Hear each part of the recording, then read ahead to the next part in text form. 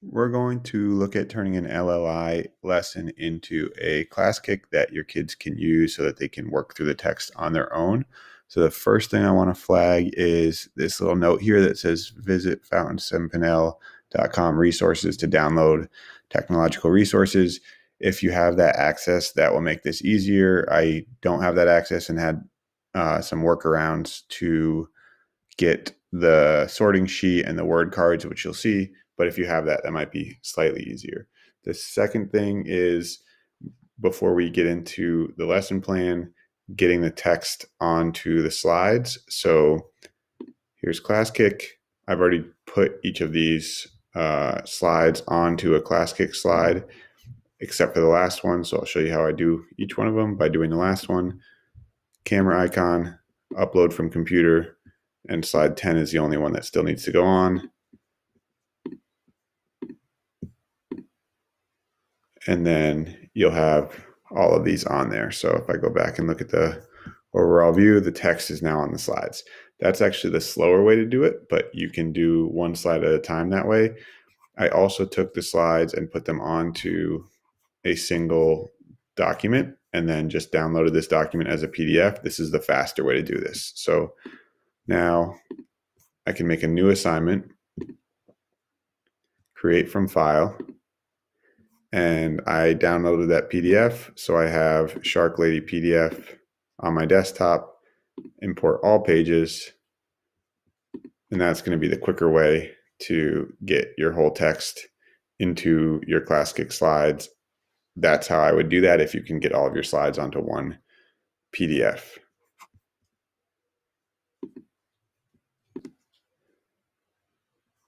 So that's a really quick way to get all your slides onto this one PDF, and I'm going to name this guys reading. Now I have all my slides on my Classkick ready to go, my whole text. The only other thing I prepared in advance is on that Google Doc, I put the words that we'll need for our word sort later here. I just typed them up quickly. Again, if you have access, you can probably get the word cards directly from the website. And then I made a simple table. So those are the only things I did in advance of building this lesson here now. So back to the lesson plan. Now let's actually look at it now that we have the text. So first is rereading. I'm not doing that on this Classkick because the assumption would be you put those texts on a different Classkick, just have kids read through from the previous lesson where the text was already on the Classkick. So we're going to go to this. In this one, you are charting for them. So what I'm going to do here is add a slide and drag it to the beginning. And then I'm going to put a table on that slide. So easy way to do that is to make a different one. This is a slightly different table. Let's look at what the table is supposed to have. 2 syllables, 3 syllables, 4 syllables, 5 syllables. So I'll just put that on here.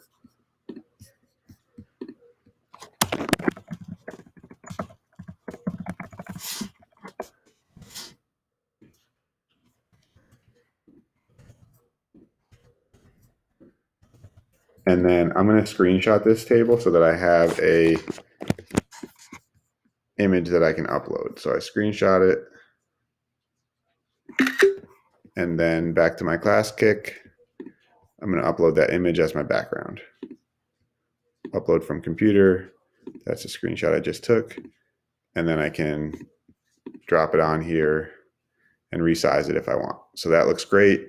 Now, on this slide, I'm going to be modeling for them. So as long as I'm in edit mode, anything that I write on this slide, I can either use a text box and type on this slide, or I can write on it with this tool.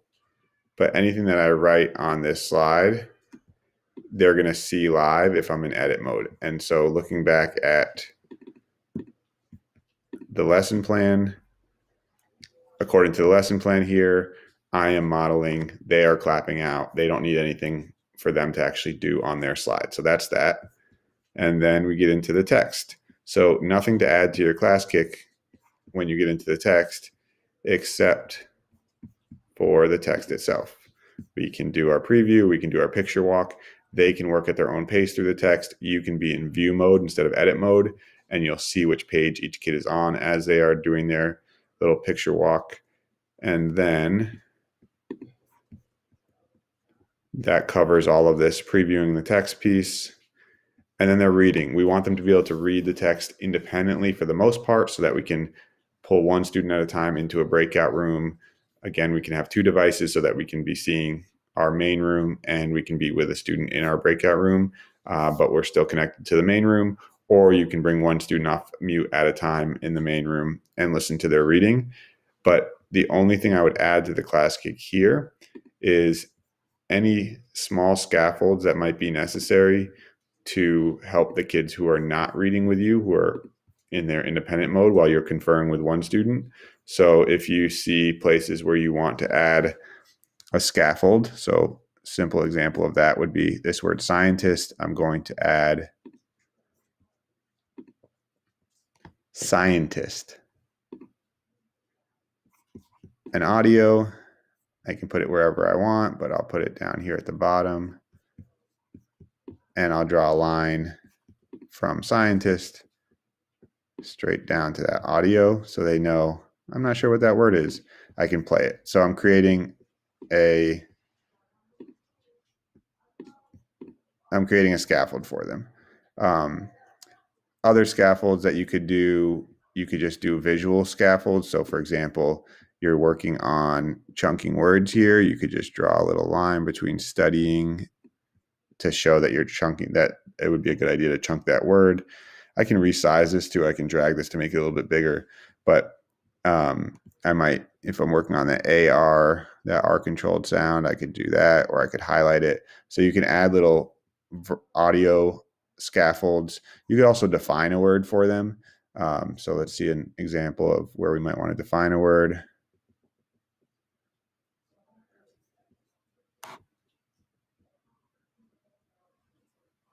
Maybe we're going to define aquarium. Probably wouldn't actually define aquarium, but we could do an aquarium is a place that has all kinds of ocean life that people can come and see, like in a museum or a zoo. And then same thing, I can put that audio wherever I want it to go. An aquarium is a place that has all kinds of ocean. And then I can draw a line, and that's my scaffold. So the only thing that I'm doing with the text is adding some scaffolds so that my kids, not over scaffolding, but allowing the kids who are reading independently to be able to access the text while I am conferring with one student. So that's reading the text. Discussing and revisiting text. The only thing that I would do here as students are giving these responses, I want them to be able to go back in the text. That's what they can do with Classkick. They can all click through the text at their own pace, and you can see which page they're on. So if they go back, if you say, can you give me some evidence for that? And every student goes back and starts looking in different places, you can see whether kids are in a place that makes sense to find the evidence that they're looking for, and you could guide them to the right place. So the only thing I would add there is just an extra slide where I would put in some of those questions. So what did we learn about Eugenie Clark and her study of sharks? That's the question.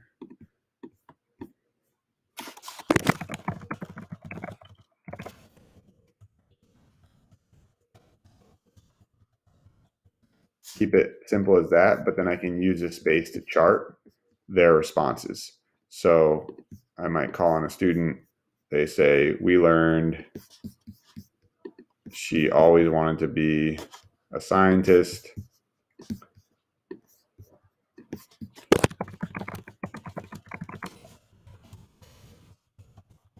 And then I would say, great, go find some evidence, and then we're going to add it to our response. So I'm just charting their responses. They're all seeing this in real time if I'm in edit mode. That's the only thing I would add is a blank slide with a focusing question for our discussion of the text. And then the last thing here is the word work. So this is where I want them to actually be able to manipulate the words and sort on their own. So it says, give the children a 4-column sort sheet with each column labeled as above. So I'm going to go back and get my other sort here. I'm going to screenshot it, add a slide so that I can drop that in there.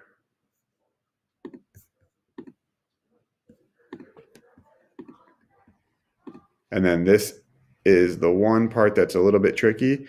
I want manipulatives. I want words that they can actually drag into the correct places on the chart. I'm going to move this down a little bit and put my words at the top so that they can drag them down. So I made these words here. I'm going to screenshot this whole thing.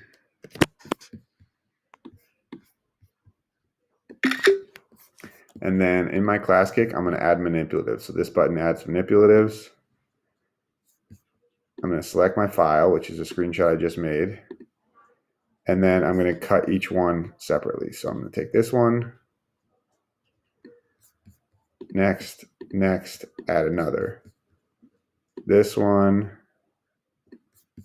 next, add another. It'll take you about 2 or 3 minutes for this number of words.